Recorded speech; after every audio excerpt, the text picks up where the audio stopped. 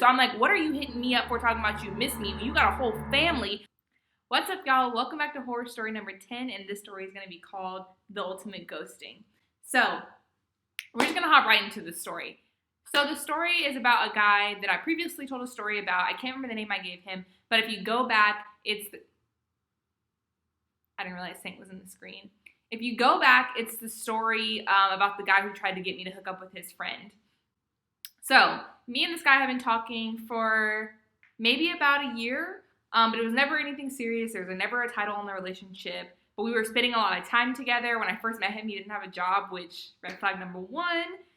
So he was like always at my crib, always spending time with me. And then eventually when he started working, we spent less time together, but it still felt like we were kind of always together type thing. But he was very undependable, unreliable. We were spending a lot of time together, but there would be times where, hi Saint, there would be times where he would just kind of go MIA for a couple days, and it would be like I wouldn't hear from him. And I'm not one to like be pushy, especially like at that kind of phase of the relationship, so I wouldn't say anything to him. But then 3 days later, he'd come and be like, I miss you so. Saint. Although, like I said before, we were spending a lot of time together, there were times where he would just kind of go MIA. Like, I wouldn't hear from him for 3 days, but then the next 4 or 5 days consecutively, he'd be with me. And I never really questioned him, which I should have. I guess I was in a phase where I did like him, but I really didn't have heavy interest in being in a relationship. So whenever we had space from each other, I wasn't like super bummed or super sad about it. We continued on with this kind of pattern, like spending a lot of time together and then kind of just going MIA and doing our own thing for about, like I said, a year. If I'm honest, I really liked him, even though I wasn't in a place where I was like ready to be in a full-on relationship. I did like him. I was like, okay, I could see a future with this person. We got along really well. We had the same interests. But the only thing was, like, he had a kid, and I've never dated somebody with a kid. So I kind of was like, I don't know how I would feel about that type of situation. Getting to the juicy part of this story, one day I went over to his apartment, and this was after we had kind of spent some time apart for a while.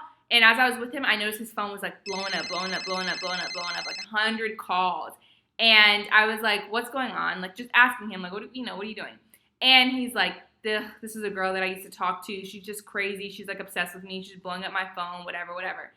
And I was like, well, why is she obsessed with you? How long ago did you talk to her? And he was like, oh, I just kind of talked to her off and on, which was kind of a surprise to me because I thought we were just talking, but also we were doing our own things occasionally. So it's like, I can't really expect that much from you. So I didn't even really give any sort of reaction. I was like, okay. And then he just continued to talk, and he told me, so I'm going to interject right now. This guy was like kind of a bum and kind of just like lived off of other people and finesse wherever he could. So as I was at his apartment and she's like blowing up his phone, he looks at me, he was like, oh shit, she's gonna cut my phone off. And I was like, well, how can she cut your phone off? And he was like, well, I got on her phone plan because she said she would pay for my phone and all that kind of stuff, so I just got on her plan, but she said she's gonna shut it off if I don't answer, so I have to answer. And right at that point, I should have left, and I should have never talked to this guy again, because of what? But this is me in my clown days, just not even, let me get this wine. So, he ends up calling her back, and basically I sit and I hear this girl going off on him for at least 10-15 minutes. And then at that point, I'm like, okay, I'm going to go. Like, I'm not interested in staying around for this. Like, I didn't even make a big deal. I didn't say, oh, we're done. We're not going to talk anymore. I was just like, okay, I'm out. So, ended up going home, and maybe for the next day or two, like, we texted here and there, like how we normally text. And then I didn't hear from him.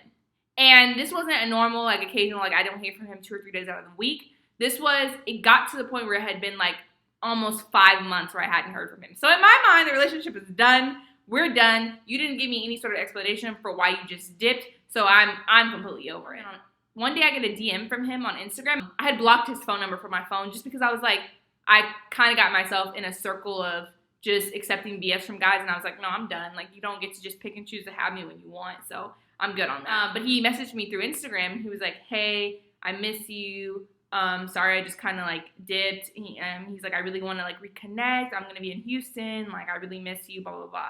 So I had no interest in doing this, but I was like, let me see what he's been up to. I hadn't looked at his social media in forever. So I went to his social media, and I see that he's with this girl. And this is the girl that was blowing up his phone because I recognize the name.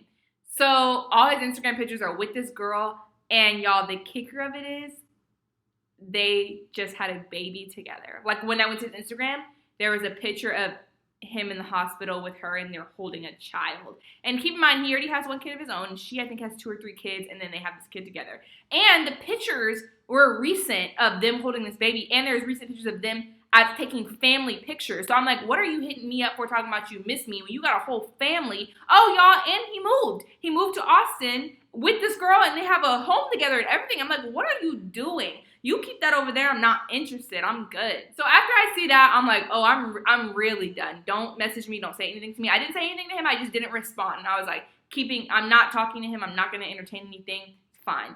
So throughout the next 3 or 4 months from then on, he would message me and like blow up my Instagram. And I just never replied. I would look at it, but I never replied, never said anything. And I think I actually posted some screenshots of stuff he said to me on my Instagram story. So one day he sent me like a video of him like, I don't know, looking like he was about to cry and just saying, I miss you, please call me, and like trying to call me through Instagram and all kind of stuff. And I didn't answer it per usual. I was like, this is just him and his BS. I let him blow my Instagram. I'm just not responding, but whatever. And then the girl, his baby mama or whatever, his wife, whatever they are, she goes to my Instagram and under one of my pictures puts the like this emoji. I'll insert the emoji, but like the hand on the face emoji. And I'm like, what are you, first of all, why are you on my Instagram? You and I are not acquaintances, so what are you doing? You're stalking my Instagram now? And second of all, I don't want your man. You shouldn't be on my Instagram. I don't want your man. I have never responded. You can go check his DMs. I've never responded to him. He's the one always blowing me up. Trust me, I don't want him and now his 5 kids that he's got. He can keep that over there. You can keep him, mama. Like, I'm good. So after she commented on my Instagram, I just was kind of not overwhelmed by the situation, but it's just like I have no interest in being a part of whatever y'all have going on. If y'all, I'm not going to break up it's not a happy home, but if y'all have something going on, I am not trying to be a third party. So y'all keep it over there. So I actually since have blocked both of them, which was only a couple of weeks ago, and haven't had any communication with him since because, he's blocked on everything. So I'm sure he'll find a way to, like, try and finesse his way back into my life, but I'm good on that. But that's just a crazy story. It was very drama-filled. I have other stories about him, and like I said, there's another horror story about him, about when he tried to get me to hook up with his friends, which should have been a red flag to be done with him then. He didn't take me seriously. So that is it for this week, and I will see y'all next week for horror story number 11.